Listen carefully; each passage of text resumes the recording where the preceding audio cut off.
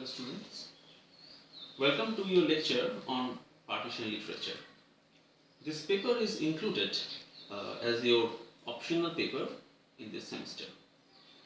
So before going deep into my discussion, students, let us discuss what is partition and why partition occurs.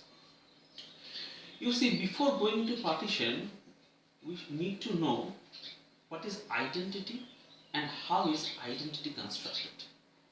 See, there can be several bases for constructing identity. It can be race, religion, language, family, geography, the place where you reside, and so on. It is not that the partition happened only in India in 1947. Let me remind you, the partition has also happened in Germany after Second World War.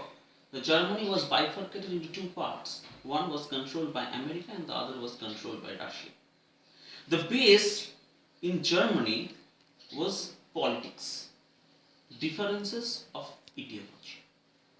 But in India, it was obviously, as you know, it was religion. So after independence or just before gaining independence, the political rulers decided that they cannot come to any coherent, any sort of unification among people cannot be done. They cannot come to an agreement. So the country needs to be bifurcated in terms of religion. So one group of people, the majority Hindus, will stay in a particular land. The other part will be given to the Muslims, those people who cannot live with the majority. So this is how the country was shattered.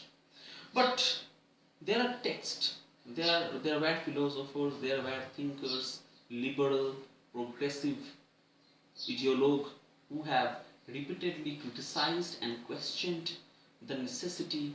They have brought out the fallacy of partition. Was it really necessary, or was it a move to sort of where only a mere handful can gain the profit? So who actually suffered? See, the 80 lakhs of people migrated, thousands of women were raped, thousands of families were shattered, people were killed, butchered, properties were vandalized.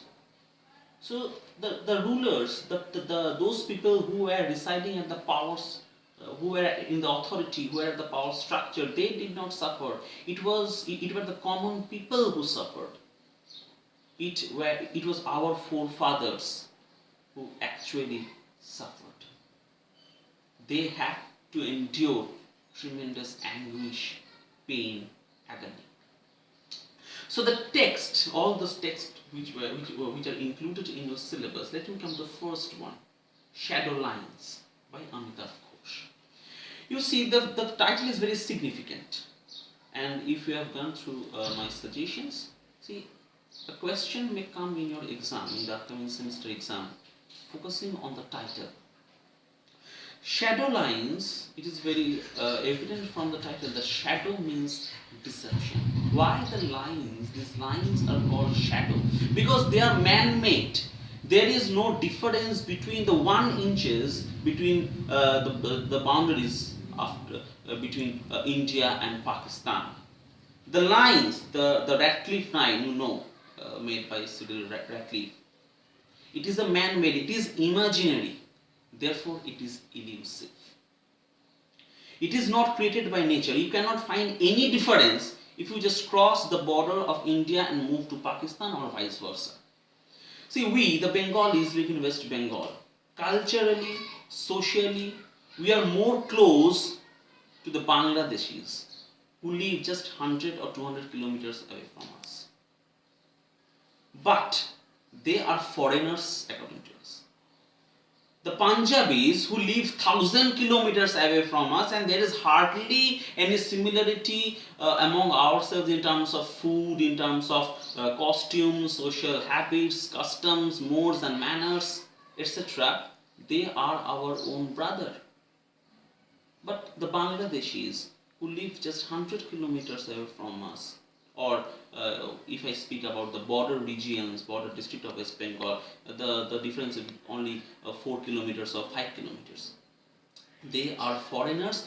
If you want to go to Bangladesh, you need to have a passport and a visa. So this is how those shadow lines sort of bifurcates our identity.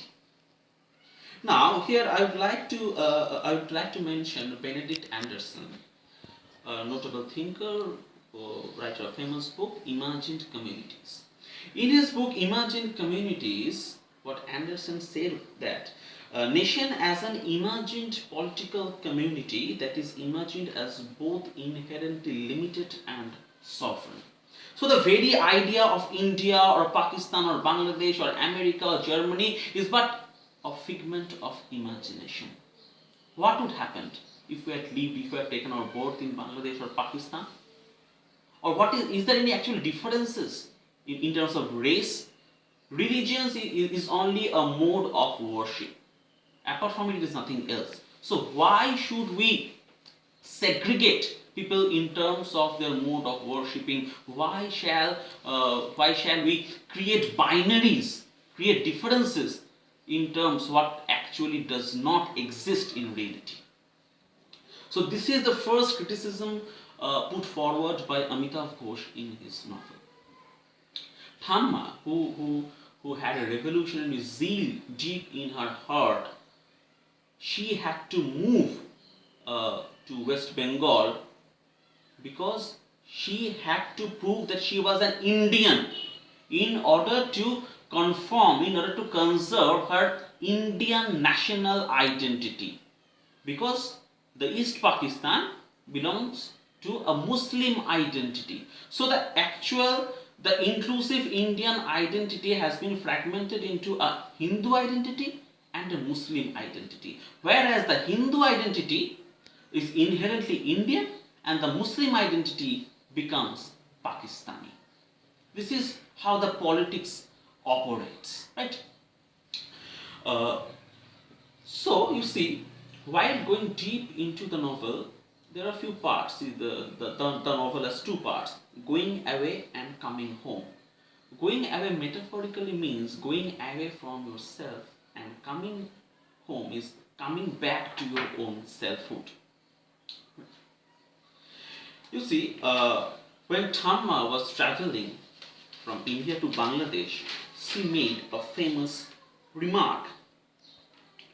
And we shall also come to the Jathamosai's speech in Shadow Lines, where Jathamosai says, I don't believe in this India Shindia. Suppose when you get there, they decide to draw another line somewhere.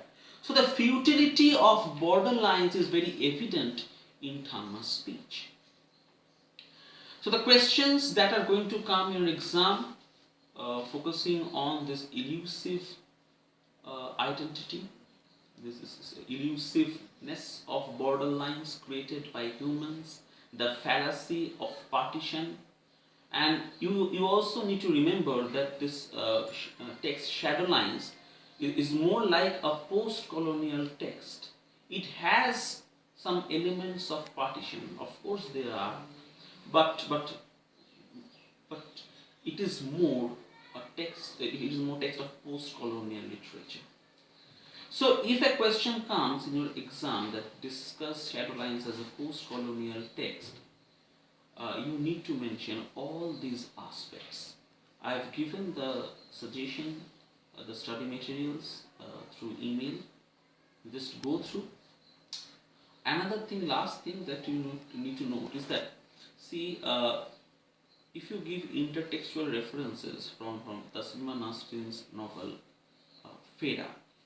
In Feda, there is a character Kollani who was also uprooted from her hometown, from her native place in Bangladesh, and she had actually migrated to Calcutta. So the very idea of native land in your mind is very problematic. Feda also focuses on a migration where there is a loss of memory, alienation from your native place. You can also give reference to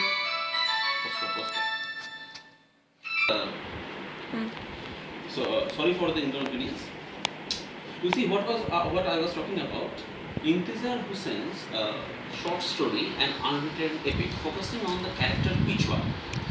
Pichwa belonged from a village in Uttar Pradesh. So he was a strong supporter of Muslim League and a strong supporter of creating Pakistan.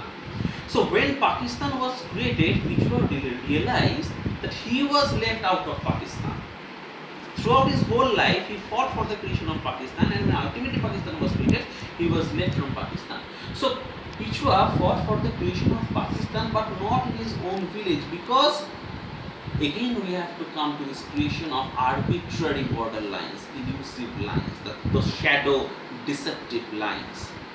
This creation of border lines had left Pichwa from entering into Pakistan, and for the rest of his life he had to lead a life of misery, poverty, anguish, pain and torment. So just keep these things in mind and study the questions, the possible questions that I've discussed, the study materials which I've given you were made, and you can prepare your answers and send me through email. I shall duly check it. Thank you.